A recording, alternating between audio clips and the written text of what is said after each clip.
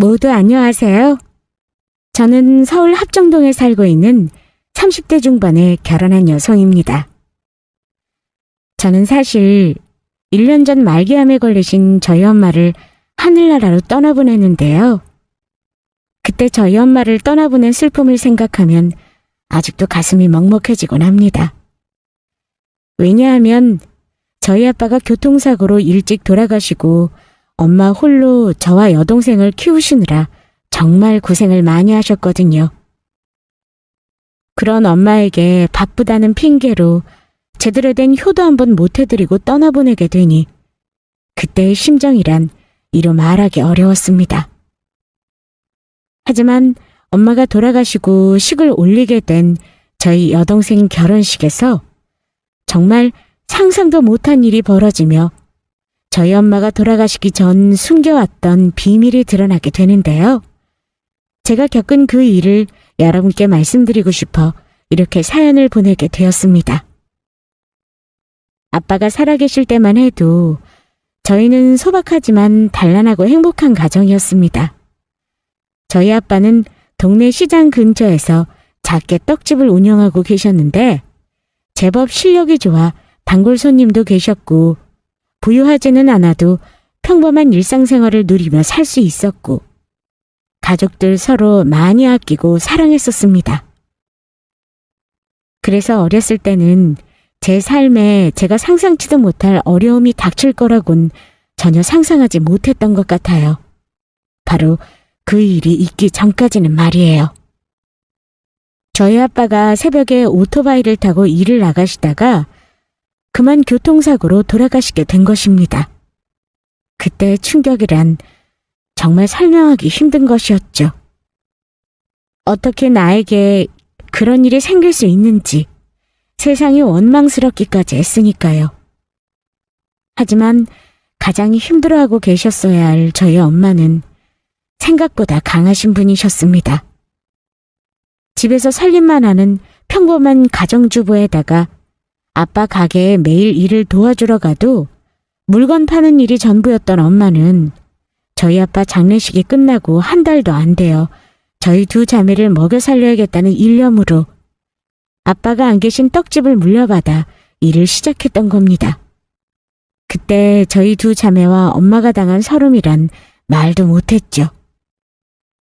아빠의 빈자리가 얼마나 큰 것인지 돌아가신 이후에 깨닫게 되었으니까요. 아무리 그동안 옆에서 본 게 있다고 한들 집에서 살기만 해서 제대로 떡 한 번 만들어 본 적 없던 엄마가 떡을 제대로 잘 만들기란 실상 불가능한 거였고 자연적으로 손님이 떨어져 나가게 되었던 겁니다. 그래서 시간이 점점 지날수록 저희의 생활은 어려워졌습니다. 그때 딱 한 번 엄마는 아빠가 정말 원망스러웠다고 해요. 살아생전 아빠에게 떡 만드는 일을 배우고 싶어서 가르쳐달라고 해도 힘든 일이라며 아빠가 절대 엄마에게 가르쳐주지 않으셨다는 겁니다. 그래서 아빠가 떠나고 혼자 떡 만드는 일을 배우느라 고생을 하신 탓에 엄마는 괜스레 아빠가 미웠다고 해요. 동생과 저는 2살 터울이었는데 그때 홀로 고생하는 엄마를 생각해 학교가 끝나면 가게에 가서 엄마가 떡 만드는 걸 자주 도와드렸습니다. 그래서 그날도 어김없이 학교가 끝나고 엄마 가게에 가게 되었는데 그날 어떻게 하다 엄마 손을 자세히 보게 되었거든요. 저는 울컥하는 마음에 순간 눈물을 터뜨릴 뻔했었어요. 떡을 만들 때 장갑을 끼고 일했는데도 워낙 손이 많이 가는 힘든 일이라 그런지 예전에 비해 엄마 손이 마디도 굵어진 데다 뭉툭해 거칠어져 있었던 겁니다. 게다가 그날 저와 동생의 두 눈으로 엄마가 우리를 위해 얼마나 힘들게 일하시는지 목격하게 됩니다. 저희 엄마 가게에서 떡을 사가셨던 손님이 저희 엄마가 만든 떡이 맛이 없다면서 찾아와 난동을 부리신 거였어요. 손님은 저희 떡집에 들어오자마자 사간 떡을 바닥에 내동댕이 치며 화를 내셨습니다. 너희들은 지금 이걸 떡이라고 만들었냐? 내가 웬만하면 참고 넘어가겠는데 진짜 더럽게 맛없어서 못 먹겠네. 어디 니들 주둥이를 한번 쳐먹어봐. 이게 사람이 먹을 수 있는 음식이 맞는지. 손님 그러셨어요. 죄송합니다. 아직 제가 떡 만드는 기술이 익숙치 않아서요. 환불해 드릴 테니까 그만 화 푸세요. 지금 이게 내가 화 푼다고 될 일 같아? 떡을 못 만들겠으면 장사를 하지 말든지 뭐 이런 그지 같은 곳이 다 있어. 너 내가 여기까지 다시 오면서 시간 들여 수고한 수고비랑 교통비는 어떻게 할 건데? 어떻게 보장할 거냐고! 그날 엄마는 저희 가게에서 난동을 부리던 손님에게 없는 돈에서 교통비와 떡값까지 물어주며 겨우 달래보냈습니다. 그리고 그날 엄마가 고생하시는 모습에 저는 마음속으로 다짐을 하게 됩니다. 내가 어떻게든 잘 돼서 나중에 우리 엄마를 고생시키지 않고 호강시켜드리겠다고요. 그래서 그때부터 전 제가 할 수 있는 최선을 다해가며 엄마를 도와드리기 시작했어요. 학교가 끝나면 바로 가게로 달려와 엄마 일을 도우며 밤에는 공부를 했습니다. 그런데 그 생각은 제 여동생도 마찬가지였는지 여동생도 학교가 끝나면 바로 가게로 달려왔습니다. 하지만 마음만으로는 저희 집 생활이 나아지기란 쉽지 않았습니다. 가게가 장사가 안 되니 결국 저희는 계속 빚을 지며 생활할 수밖에 없게 되었고 결국 제가 고등학교 3학년이 되던 해 생활이 더는 버틸 수 없을 만큼 어려워지며 아빠와 살던 집까지 정리하고 빌라 월세로 이사를 가게 되었죠. 아무리 아껴도 저희 생활비로 나가는 돈이랑 또 가게 임대료의 재료비며 이것저것 따지면 나가는 돈들이 만만치 않았거든요. 그런데 그렇게 힘들게 이사간 집에서 저희 가족은 이사를 하자마자 정말 예기치도 못한 일에 부딪히고 말았어요. 이사를 간 옆집이 정말 상상할 수 없을 정도로 이상한 사람들이었거든요. 이삿짐을 나르고 있는데 옆집 아줌마가 허락도 없이 저희 집에 들어와 저희 엄마에게 말을 시킨 것이었죠. 오늘 새로 이사 오셨나 보네. 나는 바로 옆집에 사는데. 네, 안녕하세요. 이웃 주민끼리 앞으로 잘 부탁드려요. 그런데 애아빠는 뭐 하시는 분이기에 안 보이시는 건가? 주말에도 일을 하시나 보네요? 그건 아니고 이 집에 사는 사람은 저랑 우리 딸 둘이랑 이렇게 세 가족이 전부예요. 세상에. 그러면 애들이 애비 없는 자식이란 소리예요? 그러면 혹시 이혼이라도 당한 건가? 아니면 사고라도 치고 애를 둘씩이나 낳아서 키운 거예요? 이 여자가 진짜 보자 하니까 못하는 말이 없네. 남의 집에 멋대로 들어온 거는 이삿날이라고 그렇다 치더라도 어디 처음 보는 사람한테 막말을 하고 있어? 우리 애 아빠 교통사고 나서 하늘 날아가서 없다 왜? 그래서 우리 애들이 아빠 없는 거에 당신이 뭐 보태준 거 있어? 알지도 못하면서 어디서 함부로 주둥이를 놀리고 있어? 이 여자? 너 지금 말 다 했어? 아니, 다 못했다. 가택 침입으로 신고하기 전에 당장 내 집에서 꺼져, 이 미친 여자야. 엄마는 바로 옆집 아줌마를 내쫓아 버렸죠. 하지만 옆집 아줌마의 진상짓은 거기서 끝나지 않았습니다. 옆집 아줌마의 남편이며 자식들까지 저희가 아빠가 없다고 무시하는 것도 모자라 나중에 저희가 월세에 살고 있다는 것을 어떻게 알았는지 업신여기기 시작했으니까요. 그러나 서러움을 당할수록 저희 가족은 더욱 단단해지며 똘똘 뭉쳤습니다.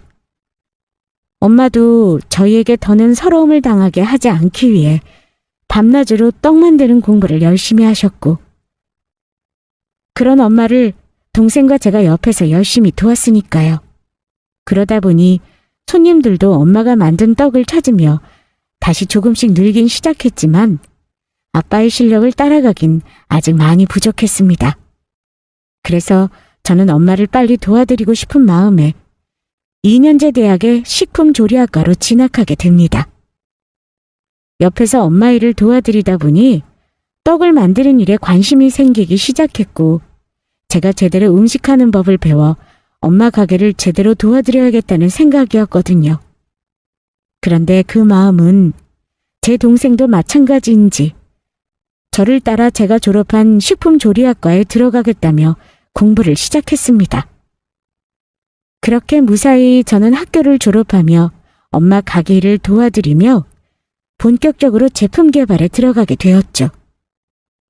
동생도 졸업하자마자 본격적으로 엄마 일을 돕기 시작했고요. 그래서 요즘 사람들의 입맛에 맞는 떡들을 개발하며 연구를 거듭한 끝에 건강떡과 디저트 떡을 만들기 시작했고, 시간이 흐르자 가게가 점점 입소문이 나며 대박을 치기 시작했던 겁니다. 그게 어느 정도였냐면 전화 주문으로 전국으로 저희가 만든 떡들을 택배로 배달하기 시작했고, 나중에는 인터넷 쇼핑몰까지 만들어 운영하게 되었으니까요. 그러자 엄마가 가게를 엄마와 동생 저를 공동대표로 만들어주시더라고요. 그런데 그 와중에 아주 황당한 일이 벌어집니다. 저희 떡집이 잘 된다는 소식을 어떻게 안 건지 옆집 아줌마가 갑자기 퇴근하는 저와 엄마를 기다렸다가 붙잡고 이상한 소리를 했던 겁니다. 저기, 그쪽 하는 떡집 장사가 아주 잘 된다면서? 저기 그래서 하는 말인데, 당신 첫째 딸 우리 아들이랑 결혼시키는 거 어때? 우리 아들은 그쪽 딸이랑 다르게 4년제 대학 나왔고, 나도 장사하는 사람이라 나중에 우리 가게 아들이 물려받게 되면 미래의 가게 사장님 되는 건데, 그 정도 조건이면 당신 딸에 비해 많이 괜찮지 않아? 어차피 애비도 없는 자식 누가 결혼하자고 데려가지도 않을 거고, 내가 전부 이해하고 넘어가 줄 테니까 우리 아들이랑 결혼시키자고. 이게 갑자기 무슨 자다가 봉창 두드리는 소리야? 어디 감히 어디에다가도 되도 않는 물건을 들이미는 건데? 내가 미쳤어? 능력도 없어 일도 못하는 네 아들한테 귀한 내 딸 주게? 네 아들 나이가 34살이 넘어가도록 일도 안 하고 취업 못해서 집에서 놀고 있는 거 내가 모를 줄 알아? 게다가 대학은 무슨 대학? 네 아들 학교도 제대로 안 나가서 퇴학당한 거 이미 동네에 소문 다 났어. 그에 비해 우리 딸은 하도 괜찮아서 여기저기 소문나서 얼마 전에는 지인이 사정해서 초등학교 선생님이랑 선도 봤었다고. 그쪽에서는 우리 딸이 너무 마음에 들어 하는데 우리 딸이 마음에 안 든다고 뻥 차버렸다고. 지금 주제도 모르고 넌 보는 게 누군데 그런 헛소리를 해? 너 지금 우리 떡집 잘 되는 것 같으니까 능력 없는 네 아들 나중에 굶어 죽을까 봐 우리 딸한테 들이밀려고 하는 거지?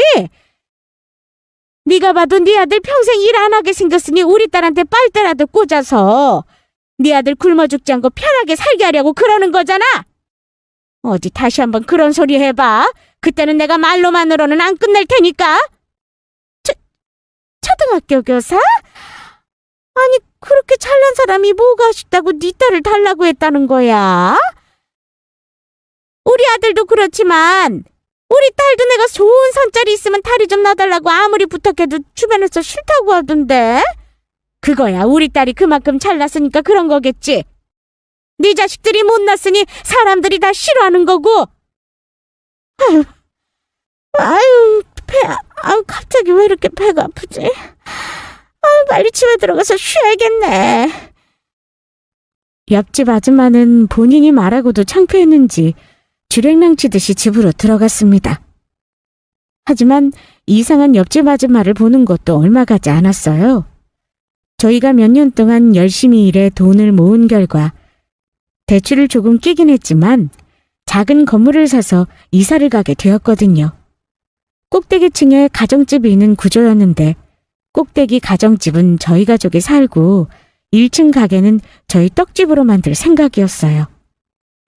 그런데 이사가는 마지막 날까지 옆집 아줌마는 뭐가 억울한지 저희에게 시비를 걸더라고요. 가게 장사 잘 된다고 하더니 이사 가는 걸 보니 집주인이 새 올려달라고 해서 감당 못해서 가나 보네.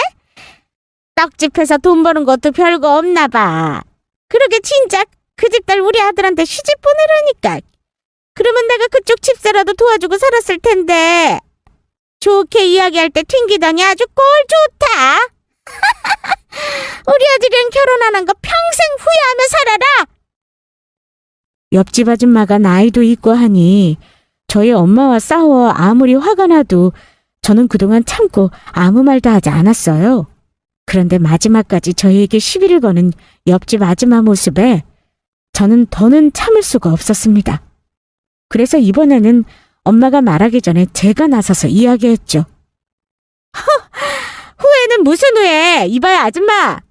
그런 헛소리할 시간 있으면 아줌마 인생이나 제대로 살아요. 그리고 지금 우리가 월세 내서 이사 간다고요?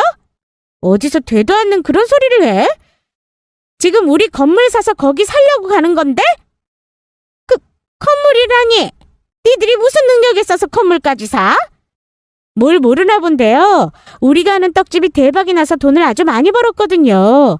지금 입소문 나서 장난 아니라고요. 그러니까 아줌마, 남이 사는 거 괜히 참견하면서 괴롭힐 시간에 어떻게 하면 열심히 잘 살 수 있을까 고민하면서 노력하고 살라고요. 정신 똑바로 차리고 사세요. 그렇게 저희는 옆집 아줌마에게 시원하게 한 방 먹이며 이사를 가게 되었습니다. 옆집 아줌마가 약을 나는 모습에 아주 속이 다 후련하더라고요. 하지만 옆집 아줌마를 보게 되는 것은 그것이 끝이 아니었습니다. 알고 보니 옆집 아줌마가 남편이랑 장사하던 건물이 바로 저희가 산 그 건물이었으니까요. 그래서 저희는 가차없이 옆집 아줌마 가게를 내보내려 했고, 그러자 옆집 아줌마는 저희 엄마 앞에 무릎까지 꿇고 사정사정을 하더라고요. 저기 이봐. 아니 사장님. 그동안 저희 주자도 모르고 까불어서 죄송합니다. 그러니까 제발 한 번만 봐주시면 안 될까요? 이 자리에서 20년 넘게 장사했는데 여기서 나가라고 하면 단골 손님도 다 떨어지고 어디 가서 우리 보고 장사하라고요. 그거야 당신들 사정이고 니들은 아무 죄 없는 우리 가족 괴롭힐 때 그런 걱정하면서 괴롭혔냐? 우리 애들 아빠 없다고 집 없다고 무시했었지? 그러니까 되도록 빨리 정리해서 내 건물에서 나가. 엄마가 이야기를 들어주지 않자 이번에는 옆집 아줌마가 저를 붙잡고 애걸했습니다. 너라도 네 엄마 좀 설득해주면 안 될까?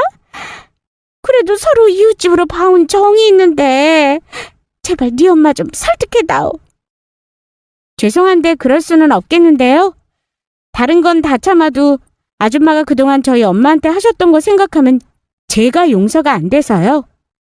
그러니까 아줌마, 당신 우리 건물에서 아웃이야. 앞으로 다시는 얼굴 보지 말자고요. 옆집 아줌마는 어쩔 수 없이 저희 건물에서 가게를 뺄 수밖에 없었습니다. 알고 보니 옆집 아줌마는 주변 건물 임대료에 비해 아주 싼 값에 저희 건물에서 장사를 하고 있었더라고요. 그러니 저희 가게에서 나가려고 하지 않았던 거고요. 하지만 결국 옆집 아줌마는 저희 건물에서 나가게 되고 말았습니다. 저희 가족에게 못되게 굴었던 사람이니 봐줄 이유가 없었던 겁니다. 고생 끝에 아빠가 남기신 떡집도 성공시키고 작은 건물도 사 들어가게 되니 그때까지만 해도 이제는 저희 가족에게 행복한 일들만 남았을 거를 생각했습니다. 얼마 후 저도 지금의 저희 남편을 만나 결혼도 하게 되었고요. 하지만 시간이 흐르자 그렇게 좋은 세월만 보낼 것 같은 저희 삶에도 또다시 뜻하지 않은 일이 발생하고 맙니다. 저희 아이가 초등학교 들어갈 무렵 엄마가 일을 하시다가 갑자기 쓰러지신 겁니다. 그래서 급하게 엄마를 병원에 모시고 가 검사를 하게 되었는데 그 결과에 전 충격을 받고 말았습니다.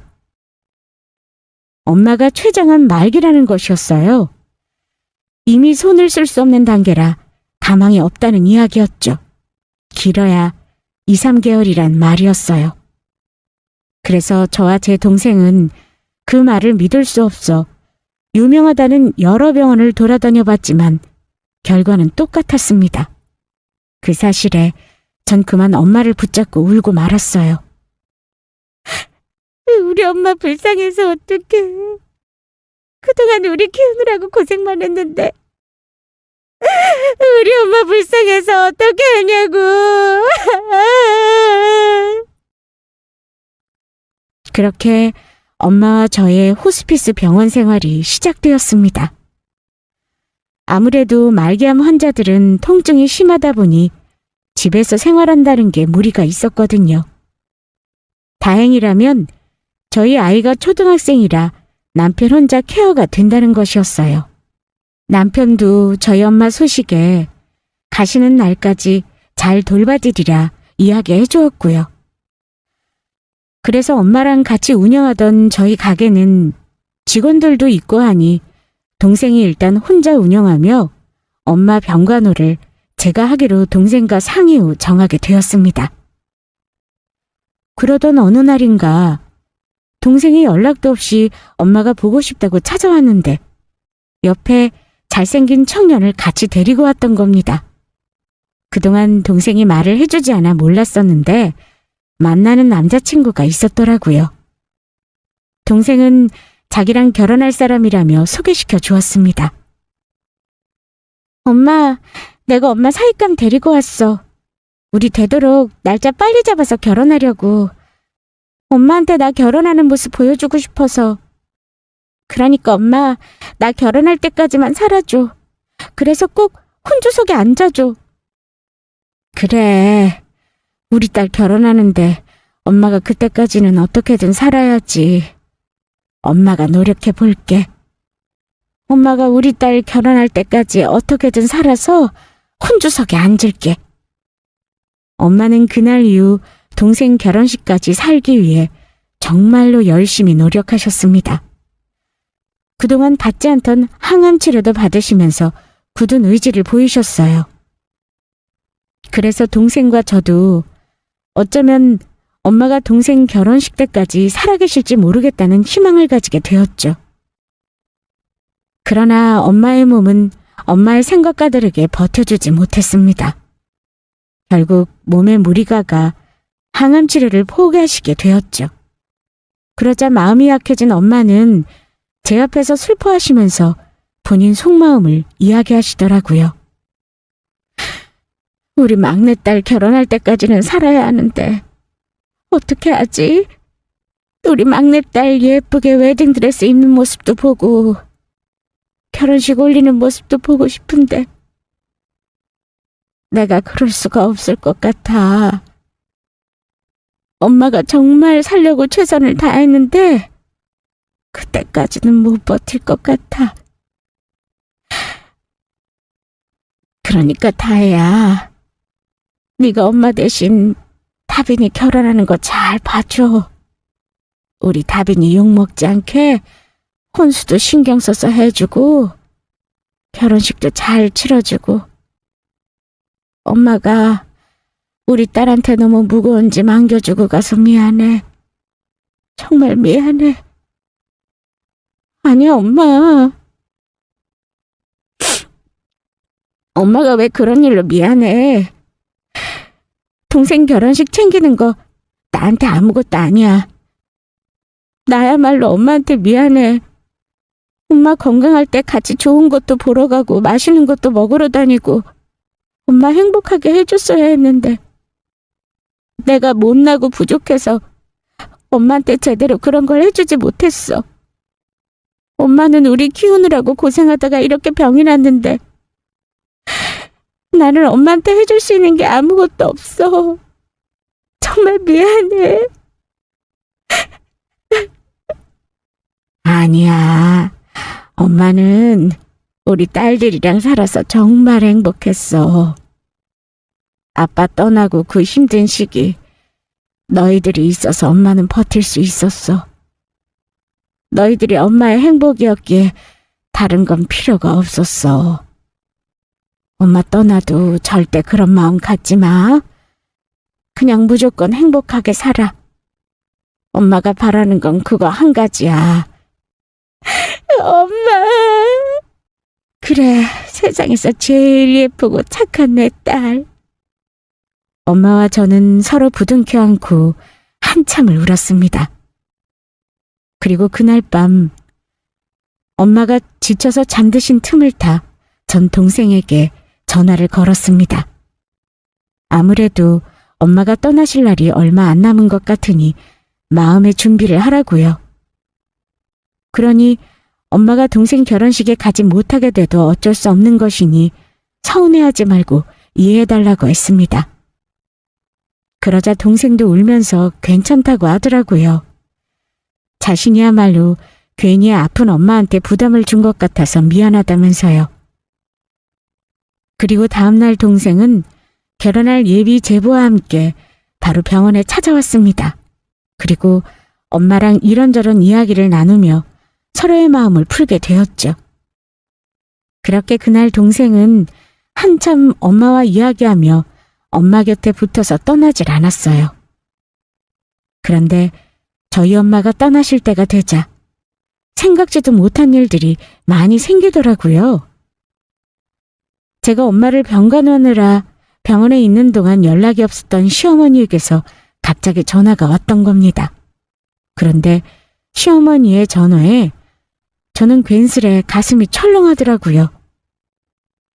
아픈 엄마를 돌보느라 남편이며 아이며 그동안 집에 제대로 신경을 못 썼으니 어쩔 수 없는 상황이라는 걸 알면서도 괜스레 시어머니 눈치가 보였던 겁니다. 그래서 저는 시어머니 전화를 가슴 졸이며 받게 되었는데 전화를 건 시어머니의 낌새가 좀 이상했습니다. 어머니 잘 지내셨어요? 저희 엄마 신경 쓰느라고 전화도 제대로 못 드리고 정말 죄송해요. 그래서 하는 말인데 아무래도 내가 너희 엄마 만나서 긴히 중요하게 할 말이 있어서 좀 찾아가야 할 것 같다. 저희 엄마를요? 그래, 사부인 얼굴 본 지도 오래됐고 남도 아닌데 네 엄마 얼굴 좀 한번 봐야 하지 않겠니? 혹시 내가 너희 엄마 찾아가는 게 싫은 거냐? 어머니 싫기는요. 당연히 보셔야죠. 시간 되실 때 연락하시고 찾아오시면 기다리고 있을게요. 알겠다. 그러면 내가 조만간 찾아갈 테니까 그때 보자꾸나. 그리고 며칠 후 시어머니는 정말로 저희 엄마를 찾아오셨습니다. 그런데 시어머니가 저희 엄마를 보러 찾아오신 순간부터 괜스레 걱정이 되더라고요. 평소 말수도 적고 표현을 잘 하지 않는 분이라 시어머니께서 어떤 생각을 가지고 계신지 잘 알 수가 없었거든요. 그래서 혹시 제가 현재 엄마를 돌보느라 저희 집 집안 살림을 돌보지 못한 것에 대해 불만을 가지고 아픈 저희 엄마에게 뭐라고 하실까봐 가슴이 조마조마했던 겁니다. 가뜩이나 아파서 몸이 약해질 대로 약해진 분한테 이상한 소리를 하셔서 충격이라도 받게 되면 어쩌나 전전긍긍했죠. 그런데 시어머니는 병실에 들어오자마자 저에게 하는 말에 당황할 수밖에 없었습니다. 사부인이랑 단둘이 할 얘기가 있으니 넌 나가 있거라. 저희 엄마랑요? 어머니 죄송한데 지금 저희 엄마가 아프셔서 제가 곁에 있어야 할 것 같은데 저도 그냥 있으면 안 될까요? 다혜야, 사부인 말대로 해. 엄마는 괜찮으니까 나가 있어. 엄마가 이야기 끝나면 바로 부를 테니까. 전 걱정이 돼 엄마 병실에 눈을 떼지 못하고 초조한 마음으로 병실을 나오게 되었습니다. 그래서 엄마 병실 근처에서 의자에 앉아 기다리고 있는데 저희 엄마와 시어머니께서 도대체 무슨 이야기를 하시는 것인지 한참이 지나도 연락이 없던 거예요. 그래서 아무래도 불안해 병실로 찾아가 봐야 하나 하고 있는데 엄마한테서 핸드폰으로 연락이 오더라고요. 그래서 다급히 병실로 들어가게 되었는데 정말 생각지 못한 황당한 광경이 벌어지고 있었습니다. 병실로 들어가니 저희 엄마와 시어머니가 즐겁게 웃으며 대화를 나누고 있었던 겁니다. 제가 상상했던 것과는 전혀 다르게요. 그리고 엄마와 저희 시어머니께서 도대체 무슨 대화를 나누셨는지 궁금해 시어머니가 가고 나서 엄마에게 무슨 이야기를 했는지 여쭤봐도 도무지 이야기를 해주지 않는 거였습니다. 그래서 저도 일단 그때는 엄마의 간병이 우선이라 더는 묻지 않고 궁금증을 내려놓게 되었습니다. 그런데 정말 이상한 일은 그 이후부터 계속 일어나기 시작했습니다. 시어머니께서 저희 엄마를 찾아온 다음 날부터 엄마 병문안을 계속 오기 시작했던 겁니다. 시어머니는 저희 어머니가 돌아가시기 전까지 제가 먹을 음식과 췌장암 환자한테 좋다는 음식을 손수 해오시며 자주 병원에 찾아오셔서 엄마 말동무도 하고 제가 엄마 간병하는 걸 도와주셨죠. 저희 엄마를 챙겨주시는 시어머니를 보며 고마운 마음이 드는 한편 너무 잘해주시니 도대체 왜 그런지 정말 많이 궁금하기도 했어요. 하지만 그 궁금함 또한 오래가지 못했습니다. 저희 엄마의 상태가 더욱 악화하기 시작했으니까요. 그래서 전 마음의 준비를 하며 초조해하고 있는데 얼마 후 정말 신기한 일이 벌어졌습니다. 제대로 힘을 못 쓰던 저희 엄마가 그날은 이상할 정도로 컨디션이 좋았던 거예요. 잘 드시지 못했던 식사도 잘 하시고 혈색도 굉장히 좋으셨으니까요. 그래서 저는 어쩌면 엄마가 병이 다 낫는 그런 기적이 일어난 것인지도 모른다고 생각했어요. 그런데 그날 밤 조용해진 병실 안에서 엄마가 저에게 말하시더군요. 다혜야, 그때 네 시어머니 나한테 할 말 있다고 찾아와서 너 보고 나가 있으라고 했을 때 무슨 말 했는지 궁금하지 않아? 당연히 궁금하지. 그런데 엄마가 절대 말해줄 수 없다고 하니까 나도 더는 물어보지 않는 거야. 그런데 그건 갑자기 왜? 혹시 그때 어머님이 엄마한테 무슨 이상한 소리라도 한 거야? 엄마, 그런 거라면 나한테 말해줘. 이 세상 누구라도 우리 엄마한테 나쁜 소리 하는 사람 난 절대 용서 못해. 그런 게 아니고 네 시어머니 엄마가 생각했던 것 이상으로 정말 좋은 분이시더라. 그날 시어머니가 나한테 그러시더라. 좋은 며느리 낳아주고 또 자기 며느리를 보내줘서 정말 고맙다고. 우리 딸이 너무 착하다면서 엄마가 떠나도 당신이 엄마만큼은 못하겠지만 우리 딸이랑 그리고 우리 막내딸까지 자식처럼 생각하고 전부 잘 돌볼 테니 걱정하지 말래. 그러니까 엄마 보고 편히 떠나라고 그랬어. 나머지 일은 당신한테 맡기라면서. 저희 엄마 말에 저는 깜짝 놀라고 말았습니다.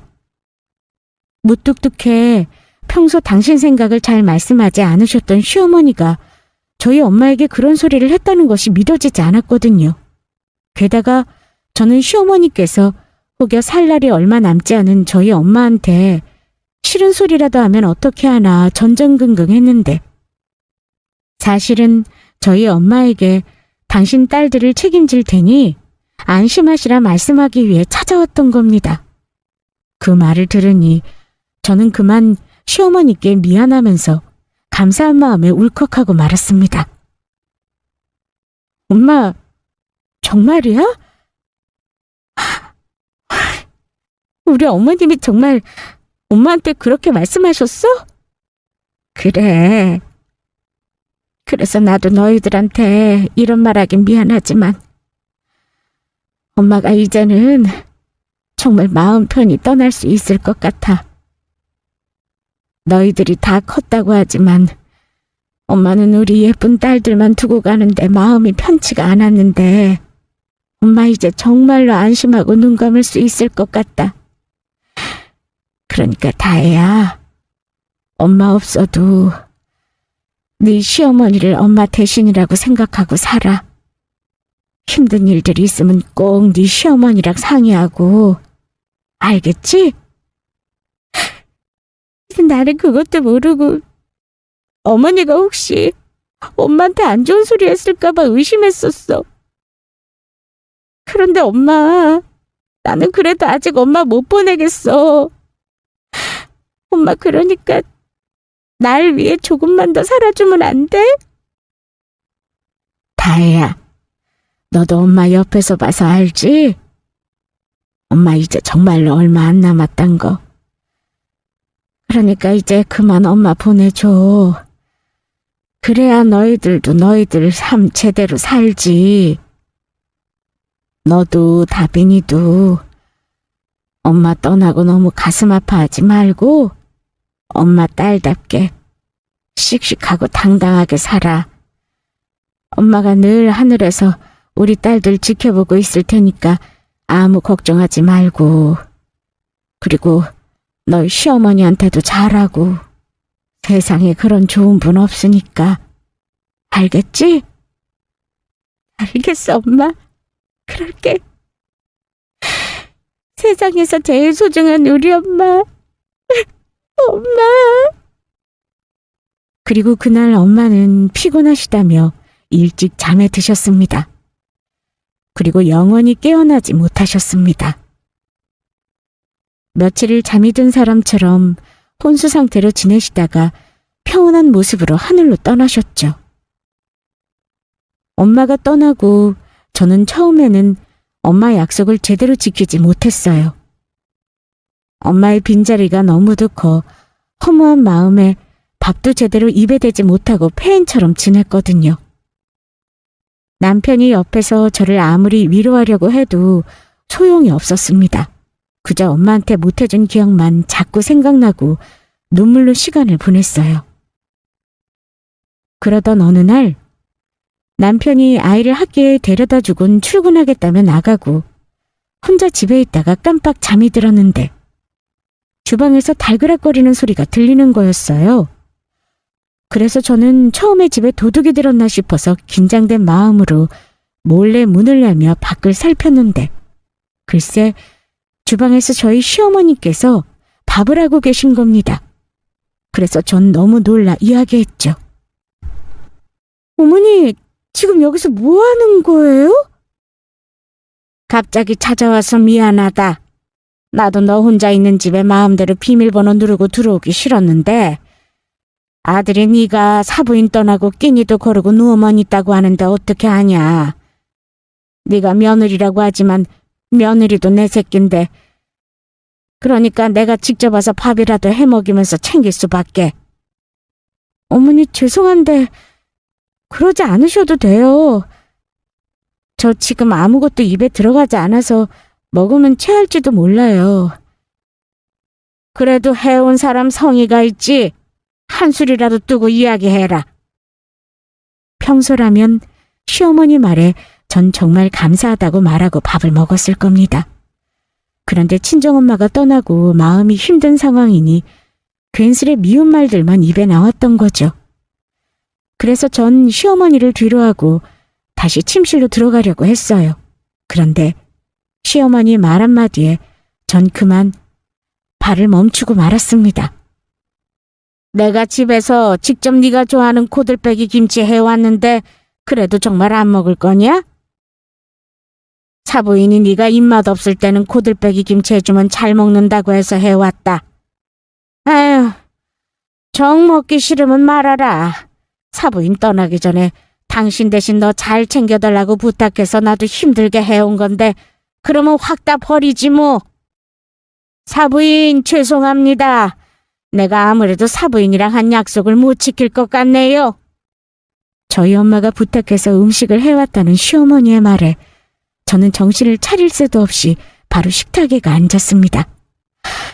아니에요, 어머니 먹을게요. 저희 엄마가 어머니께 부탁하셨다고 하셨잖아요. 그러면 당연히 먹어야죠.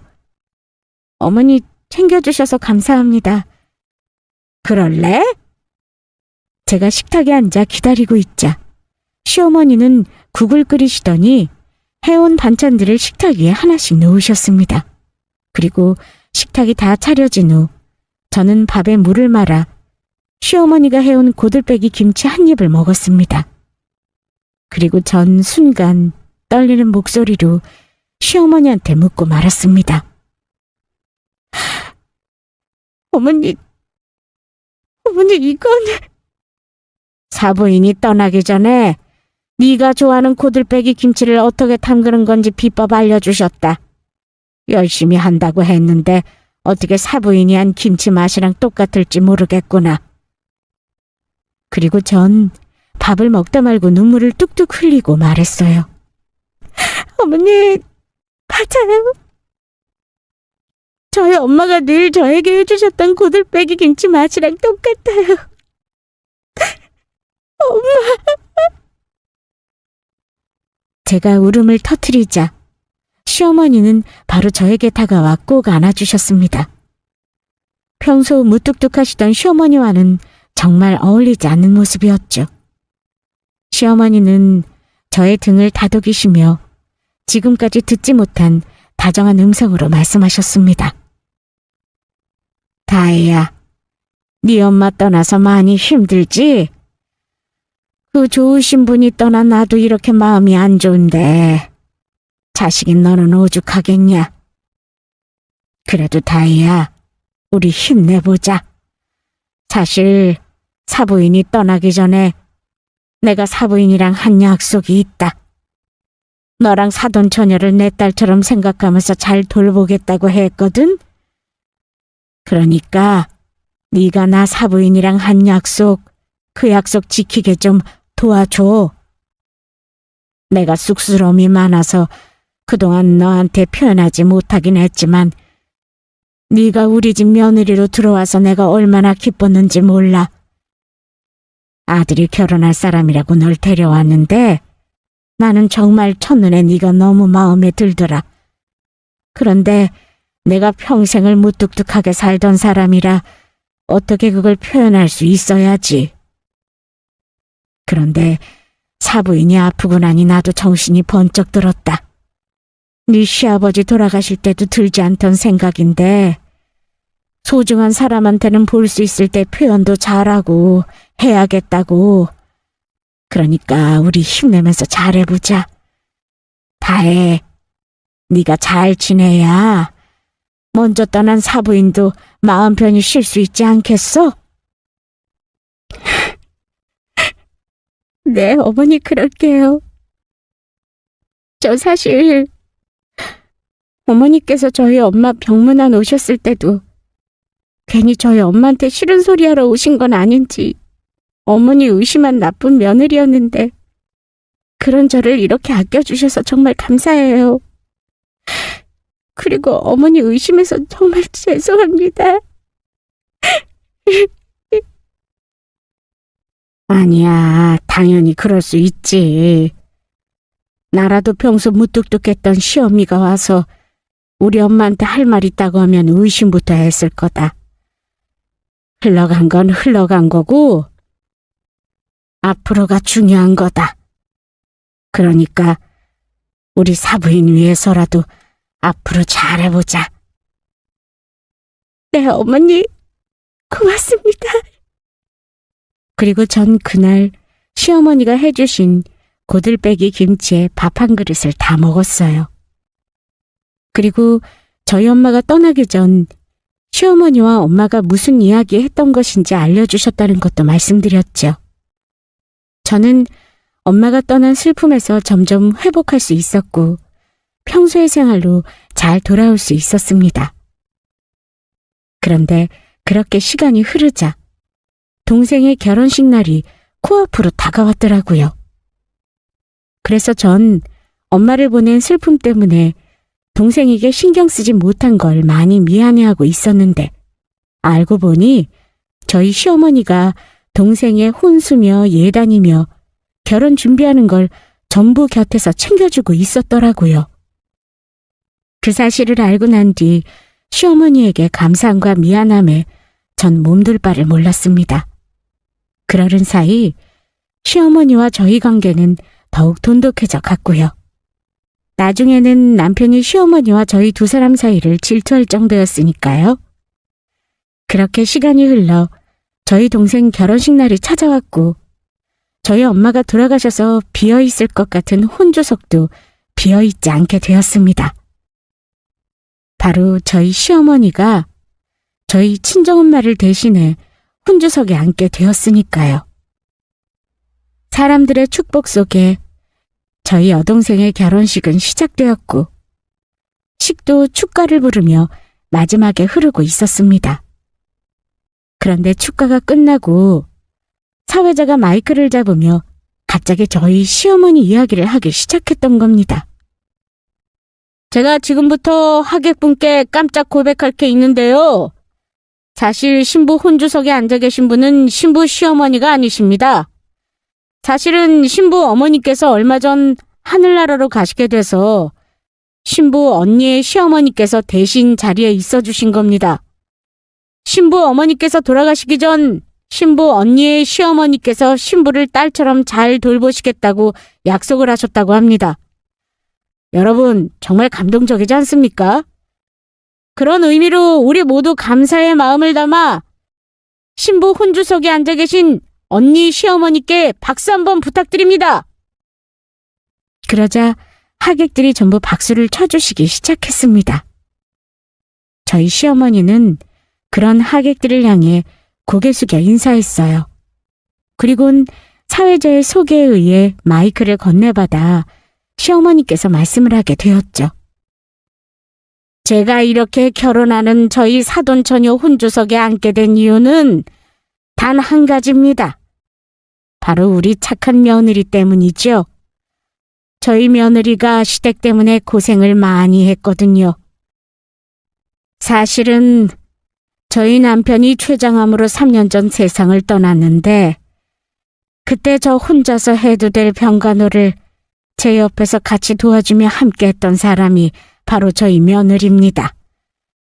아무리 자기 남편 아버지라고 하지만 젊은 나이에 어디 남의 아버지를 돌본다는 게 쉬운 일이었겠습니까?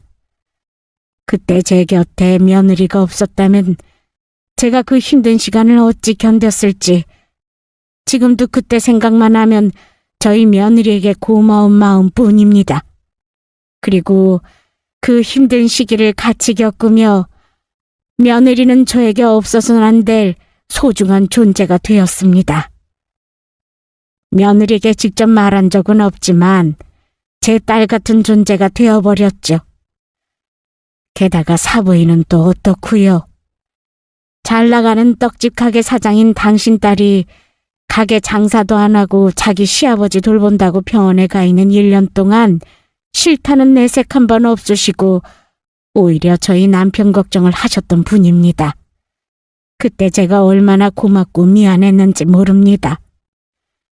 그래서 저도 저희 며느리와 사부인이 저에게 베푼 마음에 보답하고자 사부인께서 돌아가실 때 약속을 하나 했죠. 사부인께서 마음 편히 좋은 곳으로 가실 수 있도록 저희 며느리와 사돈처녀를 제가 잘 보살피겠다고요. 그래서 저는 지금 여기 저희 며느리의 시어머니 자격이 아닌 저희 사부인 대신 엄마 자격으로 혼주석에 앉게 된 것입니다. 그래서 여러분께 마지막으로 전해드릴 말은 저희 막내딸 결혼식에 참석해 주셔서 모두 진심으로 감사드립니다. 저희 막내딸 앞으로 행복하게 잘 살 테니 모두 축복해 주시면서 잘 지켜봐 주시면 감사하겠습니다. 저희 막내딸 결혼식에 참석해 준 모든 분들께 행복이 가득하길 바랍니다. 감사합니다. 저희 시어머니 축사에 저며 여동생이며 하객들까지 전부 눈물바다가 되었어요. 그런데 끝난 줄 알았던 시어머니의 축사는 그것이 끝이 아니었습니다. 시어머니께서 품에 지니고 계셨던 편지 봉투를 하나 꺼낸 것입니다. 그리고 사실 제 축사는 끝났지만 사부인께서 떠나시기 전 남기신 편지가 있습니다. 이 편지는 저희 며느리와 저희 막내딸인 사돈처녀 두 딸들에게 남기신 편지인데 사부인께서 사돈처녀 결혼식에서 꼭 읽어달라고 하더라고요. 그래서 제가 지금부터 사부인께서 두 딸에게 남기신 편지를 읽어보도록 하겠습니다. 시어머니의 말에 저는 깜짝 놀랄 수밖에 없었습니다. 저희 엄마가 시어머니께 편지를 남기셨을 줄은 상상도 하지 못했거든요. 갑자기 그 생각이 드니 마음이 다시 울컥하는 게 눈물이 나오더라고요. 그리고 시어머니께서 저희 엄마가 남긴 편지를 읽는 순간 전 펑펑 울고 말았죠. 나중에 알게 된 건데 엄마가 남긴 편지를 비밀로 하고 있다가 저희 동생 결혼식에서 읽어달라고 저희 엄마가 시어머니께 부탁을 드렸다고 하더라고요. 사랑하는 딸들아, 잘 지내고 있니? 막상 이렇게 편지를 남기려니 어색하기만 하구나. 이 엄마가 그렇게 긴 인생을 살아온 것은 아니지만 그래도 살면서 가장 잘한 일이 있다면 사랑하는 너희들을 낳았다는 거란다. 천사처럼 예쁘고 착한 두 딸이 나에게 와준 것만으로도 엄마는 이 세상을 정말 행복하게 살 수 있었다. 비록 이렇게 생각지 못한 시기 너희를 두고 먼저 떠나지만 엄마는 전혀 걱정하지 않는다. 왜냐하면 너희들이 얼마나 잘 살아줄지 이 엄마가 누구보다 잘 알고 있기 때문이야. 그리고 사부인께서 너희들을 돌봐주실 거란 그 말에 엄마는 너무나도 안심이 되었다. 그러니 딸들아, 힘든 일이 있을 때는 둘이서 고민하지 말고 사부인과 꼭 의논하거라. 앞으로는 사부인을 이 엄마 대신으로 생각하고 살아주길 바란다. 엄마는 하늘에서 밥 잘 먹고 건강하게 지내고 있을 테니 너희들도 그곳에서 밥 잘 먹고 건강하고 행복하게 잘 살아다오. 딸들아, 사랑한다. 순간 저와 여동생은 시어머니에게 달려갔고 저와 여동생, 시어머니 이렇게 세 사람은 꼭 부둥켜 안았습니다. 그리고 말로는 전할 수 없는 서로의 마음을 부둥켜 안은 포옹으로 나누었죠. 그렇게 저희 동생 결혼식은 많은 사람들의 축복 속에 잘 마칠 수 있었습니다. 그리고 저희는 엄마 말대로 엄마의 딸로 밥도 잘 먹고 건강하고 행복하게 잘 살아가고 있습니다. 그 사이 시어머니와도 더욱 가까워졌고요. 시어머니는 정말로 저와 제 동생을 친딸처럼 챙기시면서 대해주고 계십니다. 그리고 동생과 제가 운영하던 떡집에서 시어머니도 같이 일을 하게 되었어요. 동생과 제가 바쁘다는 걸 알고 시어머니께서 저희 가게에 취직해 저희 일을 도와주시게 되었던 겁니다. 앞으로 저희 인생에 어떤 일이 기다리고 있을지 알 수 없지만 현재를 즐기며 가족들과 행복하게 시어머니께 효도하며 살아갈 예정입니다. 이제는 일만 하지 말고 여유도 즐기면서요. 그렇게 후회 없는 인생을 살아보려 합니다. 여러분들도 부디 앞으로 사는 인생은 후회 없이 행복하게 잘 살아가시길 기원합니다. 그러면 이만 제 사연을 줄이도록 하겠습니다. 모두 감사합니다.